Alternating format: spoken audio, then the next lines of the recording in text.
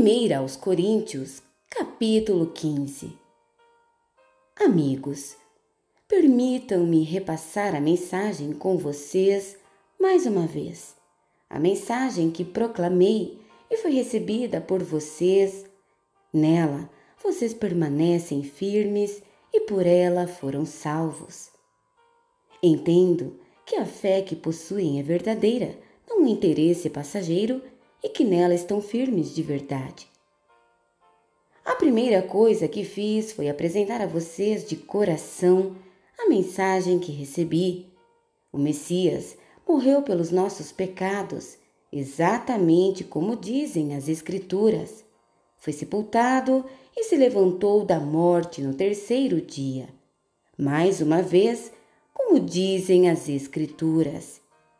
Falei a vocês que ele apareceu vivo a Pedro, depois aos seus seguidores mais próximos e mais tarde a mais de 500 seguidores ao mesmo tempo. Muitos deles estão por aí, ainda que alguns já tenham morrido. Depois ele passou um tempo com Tiago e com o restante dos que chamou para falar em seu nome, e finalmente apareceu vivo a mim.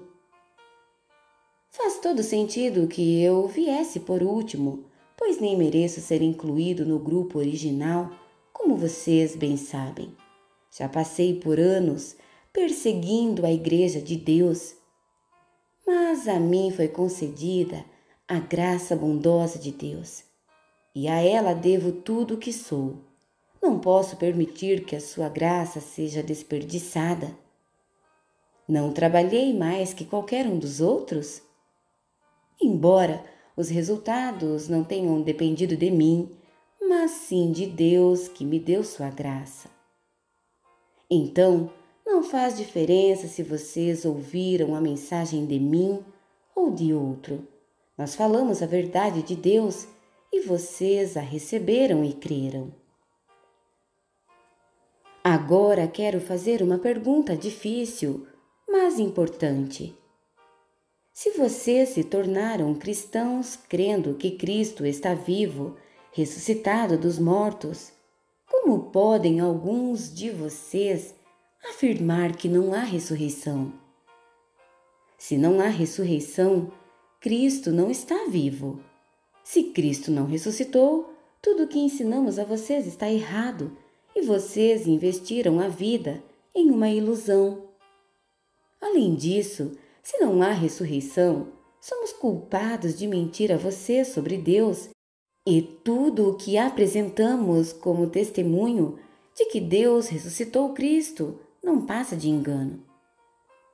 Se os mortos não podem ressuscitar, então Cristo não ressuscitou, porque ele morreu de fato. E se Cristo não ressuscitou, vocês continuam na escuridão, mais perdidos que nunca. Para quem morreu, é ainda pior porque morreram esperando a ressurreição em Cristo. Se tudo o que temos de Cristo serve apenas para alguns poucos anos de vida, coitados de nós. Mas a verdade é que Cristo ressuscitou, sendo o primeiro de muitos que voltarão à vida.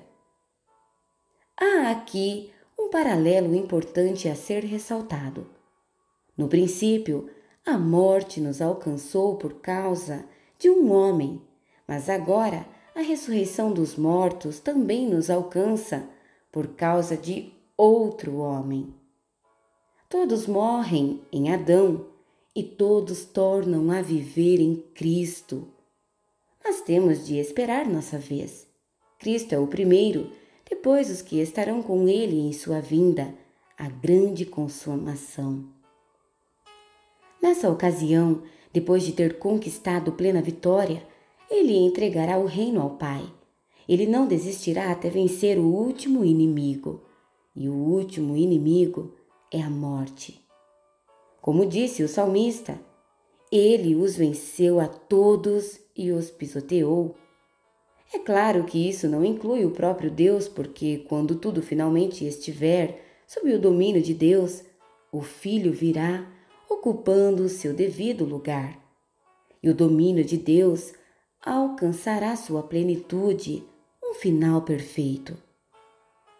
Como entender que alguns de vocês se ofereceram para ser batizados em favor dos mortos?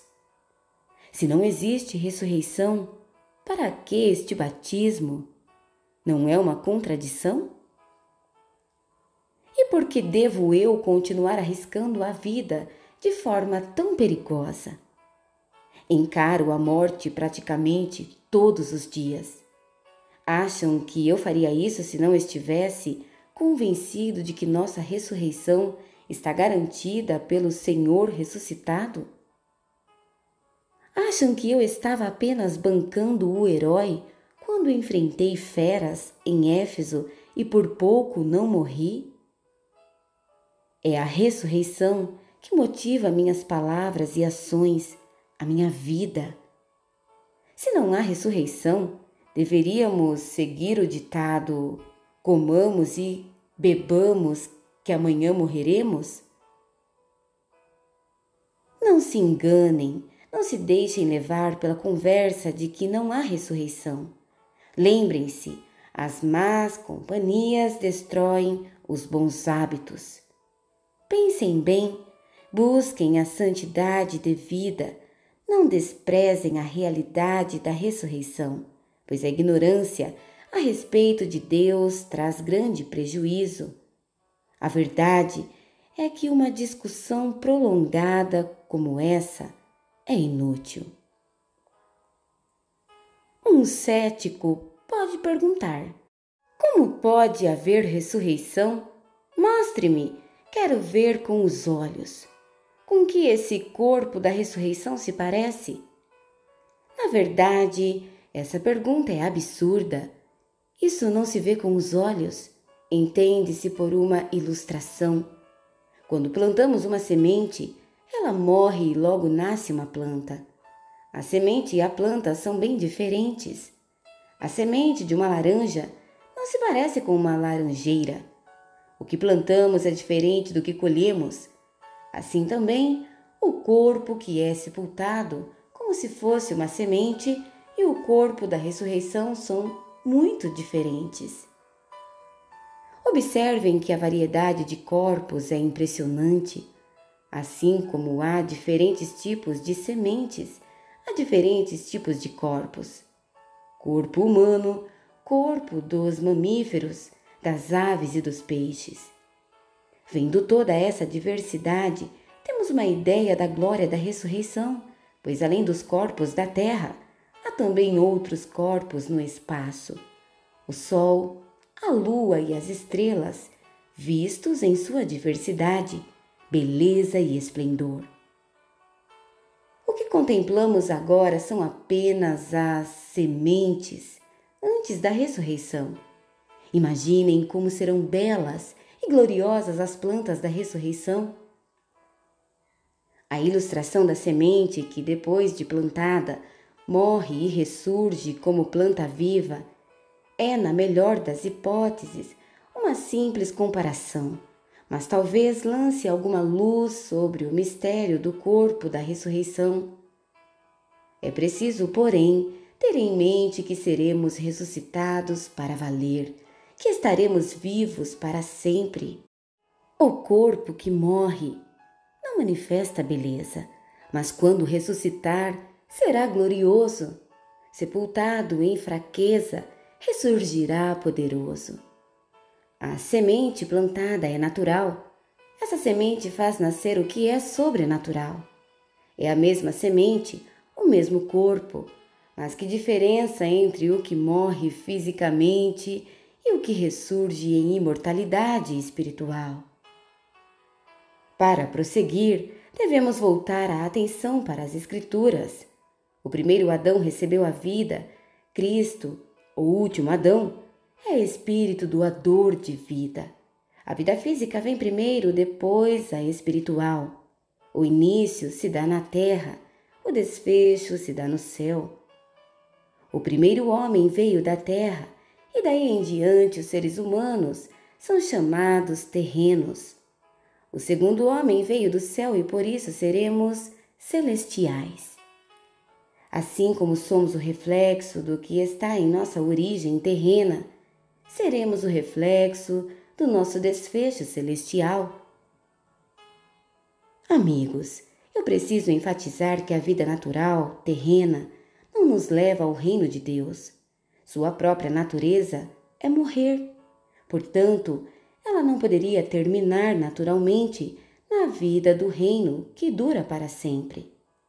Mas quero compartilhar algo maravilhoso, um mistério que talvez eu nunca entenda totalmente.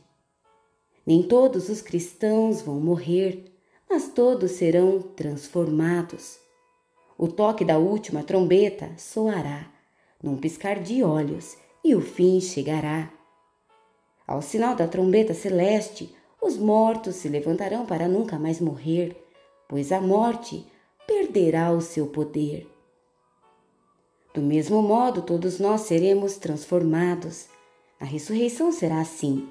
O que é perecível será substituído pelo que é imperecível. O mortal substituído pelo imortal. Então fará sentido o ditado: finalmente foi a morte derrotada pela vida. Ó morte, não está agora vencida? Ó morte, quem temerá a que era temida? Foi o pecado que tornou a morte tão terrível, e foi o código legal da culpa que conferiu ao pecado sua influência destruidora. Mas agora, graças a Deus, que por um só ato vitorioso da vida, derrotados estão o pecado, a culpa e a morte. E tudo graças ao nosso Senhor Jesus Cristo. Diante de tudo isso, prezados amigos, permaneçam firmes, força, nada de desânimo.